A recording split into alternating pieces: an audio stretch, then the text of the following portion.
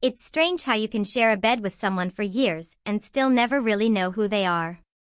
For months, I'd sensed something off about Olivia, small things at first, the late-night phone glances, the sudden shift from laughter to silence when I walked into the room, the new dresses that appeared out of nowhere, the perfume she wore even when she said she was just meeting friends. I tried not to spiral, tried to believe the woman I loved wouldn't betray me. But the truth has a way of whispering in the quiet, and sooner or later, you stop pretending not to hear it. One Friday evening, she told me she was meeting her friend Sophie for dinner. I smiled, kissed her cheek, and said, "Have fun." But that night, for the first time, I didn't stay home. I followed her. Not out of obsession, out of exhaustion. I needed to know. She drove across town, dressed too perfectly for a girls' night. The restaurant she chose wasn't the kind of place friends met for casual chats, dim lights, violin music, couples lost in candlelight. I parked nearby and watched from across the street, my pulse slow and steady. I told myself I'd leave once I saw who she was meeting. I prayed it would be Sophie. It wasn't. He arrived 10 minutes later, tall, well-dressed, confident. He leaned in, kissed her cheek, and she smiled, that smile. The one she used to save for me. My chest tightened, but I didn't storm in. I didn't make a scene. I just watched as she reached across the table, her fingers brushing his hand, the flicker of excitement in her eyes unmistakable. I knew then, the woman I loved had been gone for a while. That's when the idea came to me. Not revenge. Not anger. Just closure, the kind that cuts clean and quiet. The next day, while she was at work, I made a call to the restaurant. I told the manager I wanted to make a special reservation for 2 under her name, with one unusual request. A letter, sealed and ready, would be given to her table in place of dessert. The manager hesitated until I told him it was a surprise for my wife. I paid extra for the discretion. He agreed. That evening, she told me again she was meeting Sophie. I smiled like always, even helped her zip up her dress. "You look beautiful," I said softly, and for a moment, guilt flickered in her eyes, just for a second. She thanked me, kissed me, and walked out the door, completely unaware that tonight, her lies would serve themselves. I didn't follow her this time. I didn't need to. I already knew how it would end. I sat at home, lights dimmed, heart strangely calm. Hours passed before my phone buzzed. It was a text from her, short, frantic, broken. "James, what is this? How could you?"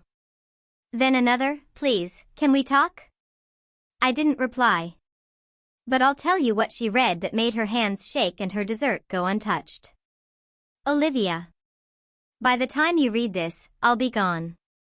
You don't need to look for me, there's no fight left to have. I saw you last Friday.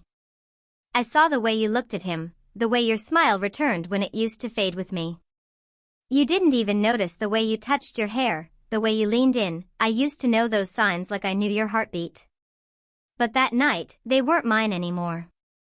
I could have confronted you. I could have shouted, demanded an explanation, asked for an apology that wouldn't have changed a thing.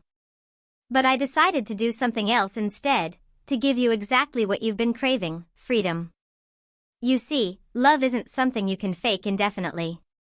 It withers the moment honesty leaves the room. I'm not angry, Olivia. I'm just done feeding something that's already starved to death.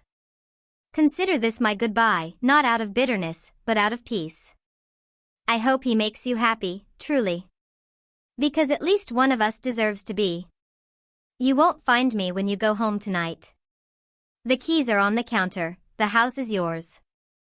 But the silence, that's mine. You can keep the memories, but I'll take back my heart. Goodbye. When the waiter handed her that envelope instead of dessert, the entire room went quiet. She tore it open, expecting something sweet, maybe even romantic. Instead, she found the end of us, written in ink that didn't tremble. She sat frozen, tears spilling silently, while the man across from her stared in confusion. The waiter said she left without finishing her drink. By the time she reached home, I was gone. My clothes, my photos, even the framed wedding picture on the nightstand, all removed. Only the echo of my goodbye remained. She called, she texted, she cried. I didn't respond. I had said everything I needed to in that letter. Weeks passed. Friends tried to intervene, saying she regretted everything, that she wanted me back. But I'd already learned something vital. Love built on lies is just a performance, and I was tired of being part of her show. I didn't want revenge. I wanted peace. And peace doesn't come from punishing someone else. It comes from letting go of what's already broken beyond repair. Months later, I heard she and the man didn't last long. Apparently, he wasn't as perfect when reality settled in.